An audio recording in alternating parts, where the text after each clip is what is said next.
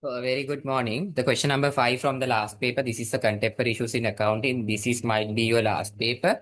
So we will go through the question number 5, which is consist of 20 marks, easy question, but you can rationally think and write.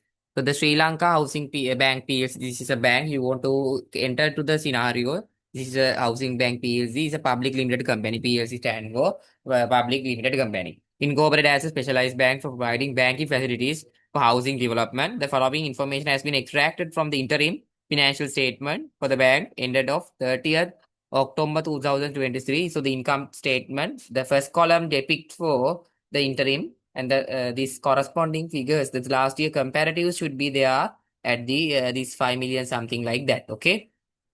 Here you can see interest income, less interest expense, net interest income, non-interest income, fee and commission because bank is earning. So the guarantee fees, VAT, whatever, not VAT, guarantee fees, whatever they are service income.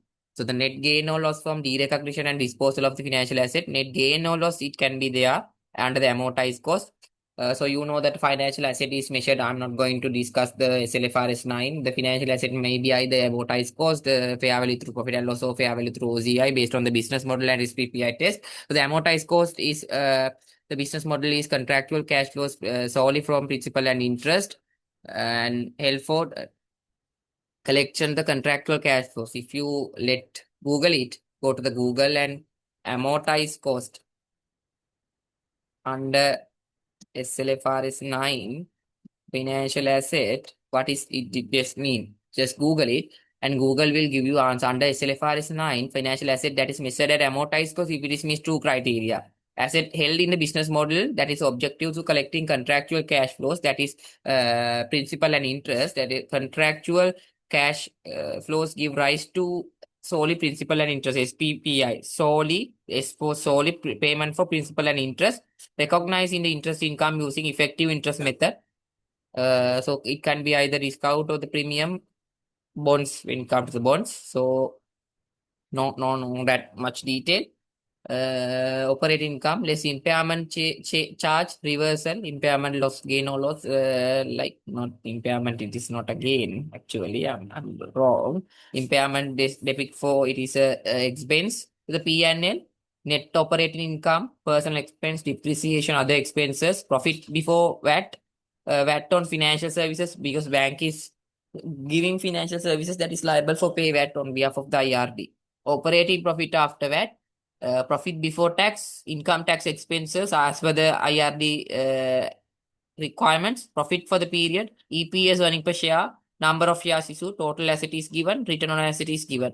So the return on asset is computed how? I think you know that. Yeah, I'm not going to do that. CFO presented the interim financial statement for the board.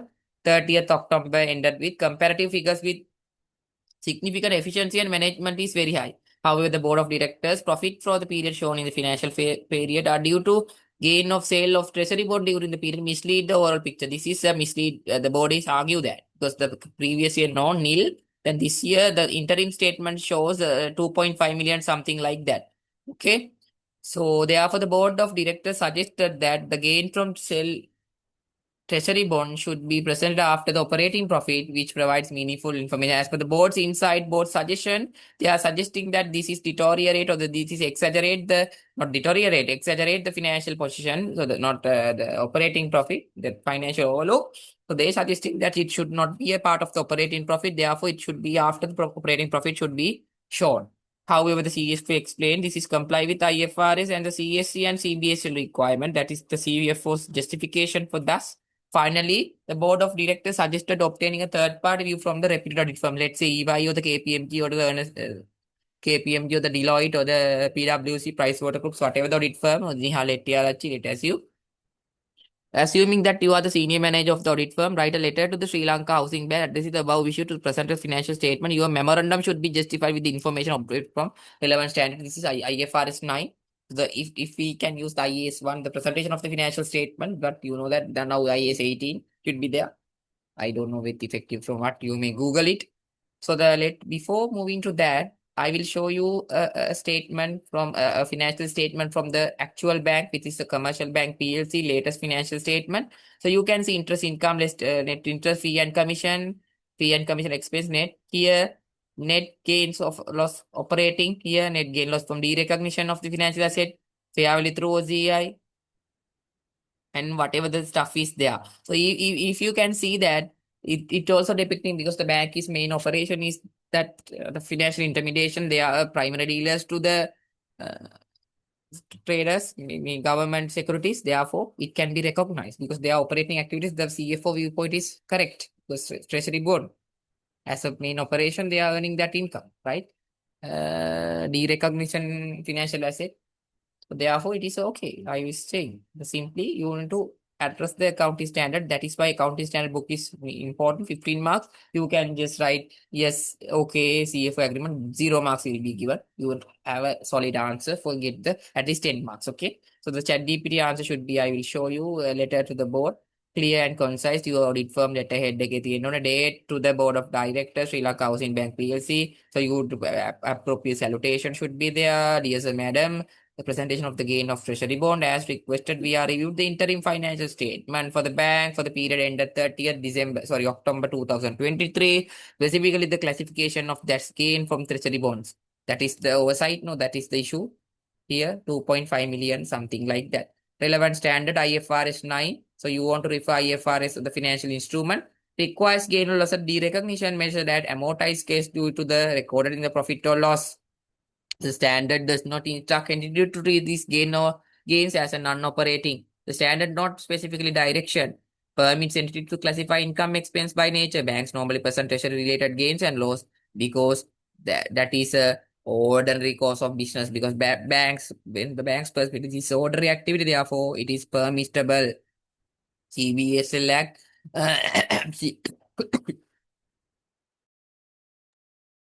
CBSL requires net trigger no loss appears under the operating income. All licensed bank CBS will also confirm that evaluation of the board to the board concerned that gain artificially inflates the operating performance while gain are not recurring. Treasury Management Act is part of the core business operation. Therefore, certificate on operating income is appropriate and compliance with the CBSS and used to justify. Conclusion, we confirm that CFO presentation is technically correct and viable of the compliant. However, it is improved the users. We recommend disclose the note operating income into significant one-off gain, presenting an additional operating income excluding investment gains as a management commentary, non-GAAP, as a shown, because if it is not there, what is the impact? You as faithfully, you want to elaborate the statement, you can easily get this marks easily. Don't fear. Further, trade union of the Sri Lanka Housing Bank state that according to their collective agreement, if ROA is more than 1%, this year ROA, the interim ROA is 2%. The entitled, hence the trading union demands 1 month bonus for employees. As a CFO white report to directors which summarizes the argument for the against bonus demand. Short term to the board from CFO subject bonus scheme claim based on ROA. The trade union claims more than 1 month because the ROA is 2% and collective agreement if the ROA is greater than 1%, 1 month bonus should be there. Arguments for the paying of the bonus, contractual obligation ROA exceed the 1% IFRS compliant requirement, therefore agreement condition is made. That is a liability should be arise. Industrial harmony rejecting the bonus may trigger labor dispute, damage stability. Because if the bonuses were based on RIO, it might be seem unfair. If past bonuses were based on ROA, changes may seem unfair. We need to uniformity should be there. Employees moral bonus support the motivation. You can think and write even arguments. Non-recurring income ROA improved solely for the that one of treasury bond gain you can දෙපැත්තටම තියෙන පුළුවන් pay off and non pay off, right? Cash flow pressure, paying full bonus increase the short term financial stress. Employee should be not rewarded for treasury transactions unrelated to their operation because that is a treasury, not a operation activity. You can think like that way. Sustainability, setting precedent for bonus based on exceptional gain is risky. Recommendation, a balanced approach is viable. Option 1, pay a partial bonus, figure in 50%. Full pay full bonus this year, maintain employees, but immediately renegotiate to collective agreement based future bonuses, excluding extraordinary gains. This approach maintains legal compliance. So you can think and write and easily get the answer. You can rethink and write a good answer. Thank you all.